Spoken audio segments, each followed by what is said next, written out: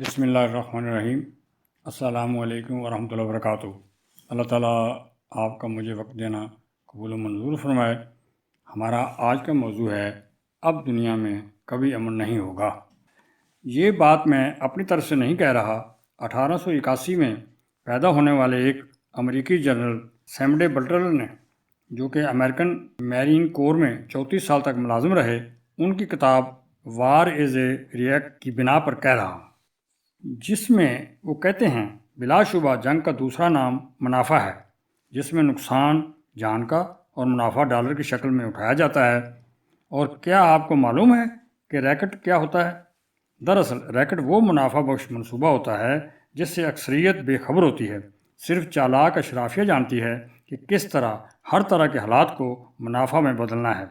Racket میں فائدہ صرف اوپر کے چند گنے چنے لوگوں کے گٹھ جوڑ کو ہوتا ہے۔ اکثریت کو صرف خواب اور خوشنما اور جوشیلے نعرے ملتے ہیں۔ کبھی آپ نے دیکھا کہ تخفیف اسلحہ کانفرنسوں میں کیے گئے وعدے پورے ہوئے ہوں؟ کیونکہ ان کے خیال میں امن سے زیادہ اہم پیٹ اور کاروبار ہے۔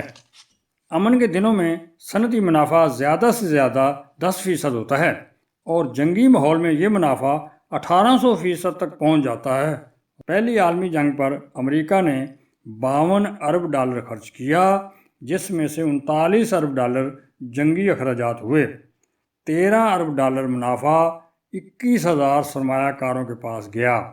یہاں مجھے عوریہ مقبول جان صاحب کی بات یاد آ گئی۔ انہوں نے کہا تھا کہ 20 سال پہلے افغانستان میں امریکہ نے جب فوجیں اتاری تھیں، اس وقت اگر کسی نے نیو یارک میں کسی اسلحہ ساز کمپنی کے شیئرز میں 10,000 ڈالر لگائے تو آج 20 سال بعد وہ 97,000 ڈالر بن گئے ہیں۔ پیارے بچے اور بچیوں، میں حیران ہوں کہ 100 سال پہلے امریکی جنرل نے جو باتیں کی ہیں، آج وہ شام، Somalia, Iraq, Libya, Yemen, Afghanistan, Ukraine, Rwanda, Congo, Ethiopia, South Africa, Lebanon, اردن، فلسطین، میانمار، انڈیا یا پاکستان کی جنگوں سے 100% سچ ثابت ہو رہی ہیں۔ پھر وسعت اللہ خان صاحب نے اپنے کالم میں تمام باتیں لکھی ہیں۔ ان کا کہنا ہے کہ امریکن صدر جنرل آئزن ہاورڈ نے الوداعی تقریر میں یہ کہا تھا کہ آج 35 لاکھ مرد و عورت دفاعی صنعت سے وابستہ ہیں۔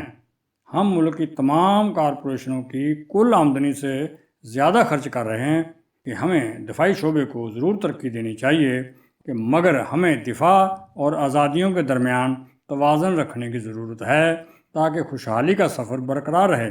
کہیں ایسا نہ ہو کہ یہ شعبہ ہماری بنیادی آزادیوں اور جمہوری ڈھانچے کو اپنی گرفت میں نہ لے لیں۔ امریکن جنرل سیموئل بٹلر 80 سال پہلے اور جنرل آئزن ہاورڈ 52 سال پہلے انتقال کر چکے ہیں، لیکن آج امریکن ملٹری انڈسٹریل کمپلیکس جیت گیا اور یہ دونوں جنرل ہار گئے۔ آج امریکہ کا سالانہ دفاعی بجٹ، اس کے بعد پوری دنیا کے چوٹی کے 9 ممالک دفاع پر جتنا خرچ کرتے ہیں، ان کا کل بجٹ ملا کر بھی امریکہ کے دفاعی بجٹ سے کم ہے، اور دنیا کو آزاد اور جمہوری بنانے کا نعرہ بھی اس کے ساتھ آپ سوچیں کہ وہ بھی موجود ہے۔ آخر میں کہوں گا کہ ہندوستان اور پاکستان میں دوستی اور عالمی امن، میرے منہ میں خاک، یہ 2 کام قیامت تک نہیں ہو سکیں گے۔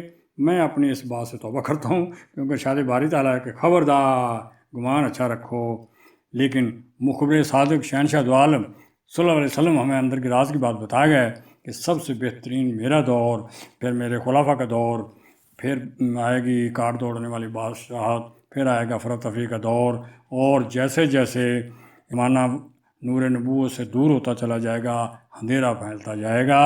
تو میرے پیارے بچے بچیوں، اب یہ ہے وہ چیز کہ انسان نے قبول کر لیا، پہاڑوں نے قبول نہیں کیا تھا۔ وہ یہ راز ہے کہ ادھر گمان بھی اچھا رکھنا ہے، اندر کی خبر بھی موجود ہے۔ اب آپ خود سوچ لیں کہ ہمیں کیا کرنا ہے۔ السلام علیکم ورحمۃ اللہ وبرکاتہ۔